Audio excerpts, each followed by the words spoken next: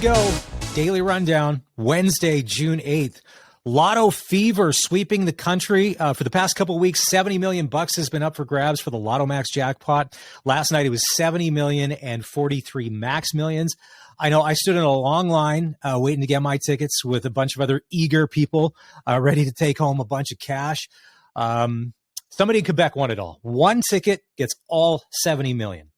But here in Calgary, little bit of good news, not 70 million, but nothing to sneeze at. One ticket matched 6 out of the 7 numbers. So that ticket is going to be worth $259,000.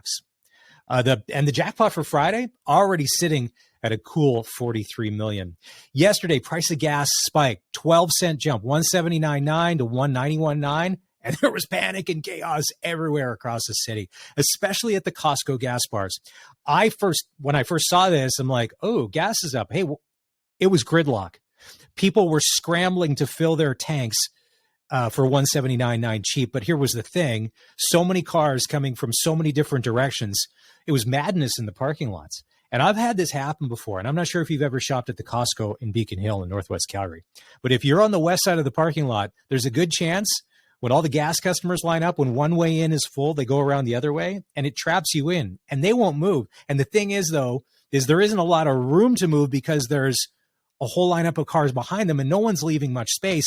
So, if you can find a kind person that will let you out, because I know a lot of people think, well, I'm not going to let you cut in the line because they don't know. It's been probably the longest I ever had to wait was probably about 15 to 20 minutes. And with gas at 191 and there's craziness, they're probably going to have to start putting people there with, the flashlights and the vests and stuff and the cones just so they can have some traffic flow in and out. NHL playoffs last night. Tampa Bay Lightning beat the New York Rangers 4-1. Tampa looks good. That was the Tampa team that has won the past 2 Stanley Cups, man. When they want to, they can shut you down. They can lock you out. And last night it looked like the Rangers, they had no answers. The Rangers, they're looking tired. And since they do have a lot of kids, and they've talked about this, the youth and exuberance, I think the Tampa experience is starting to pay off.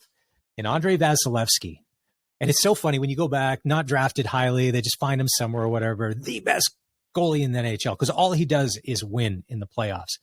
I think Tampa can win their 3rd in a row. Colorado, if they make it there, and now I said, if they can make it a best of 3, you have to give the advantage to the Lightning because they know how to win in the big pressure games.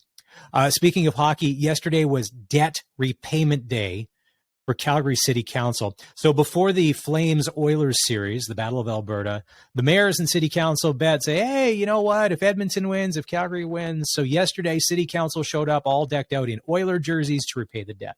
Here's the only problem I have with that. Did you see the mayor? You see this? She's got her face all painted up. She doesn't need to do this. She's the mayor of a major metropolitan city. There's credibility there that you're wearing the jersey for everybody that repays the debt. You know what? That would have been enough and stop there. If you're headed to Vegas this weekend, it's going to be a heat wave. 106 there today, 42 Celsius, pool weather. If you're headed there to get married and you have dreams of an Elvis impersonator doing it, not happening. I guess this is a really big deal. I was reading the Las Vegas Review-Journal, one of the newspapers there online. There's a company that owns all the images and likenesses of Elvis and Elvis impersonators that works with the city of Las Vegas. They're in a contract dispute, so you won't find an Elvis anywhere. I don't know if they're on strike, but they're on the picket line, but you won't find them anywhere. And they say they want a fair shake and a fair deal from whoever's paying them because it's a popular thing. And it is. If you've ever been there before, and I'm not saying that me or my wife would have gotten married in Vegas with an Elvis impersonator, but if you ever see it happening or you see, people afterwards, you're like, yeah, you know what? That's pretty cool. If you like the show Ted Lasso on Apple TV, they're shooting season 3, and this is going to be it. I'm like, what? Are they canceling Ted Lasso? No. Apparently the plan was Jason Sudeikis and the writers always said that they could do whatever they were going to do in 3 seasons and then wrap it up and move on. And you see this a lot more these days.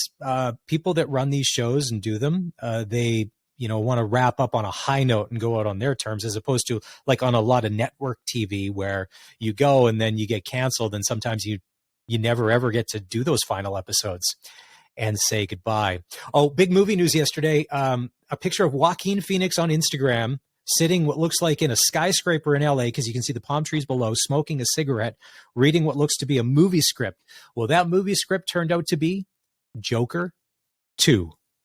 Todd Phillips was one of the co-writers. He wrote the first one. I thought the first Joker was outstanding, and everything goes well. Todd Phillips is set to direct, and they're going to start shooting this thing in the next couple of months. Thanks for being part of the Daily Rundown. If you're following along on the social channels or you want to jump in, follow Instagram, Twitter, and Facebook at Maz McFly.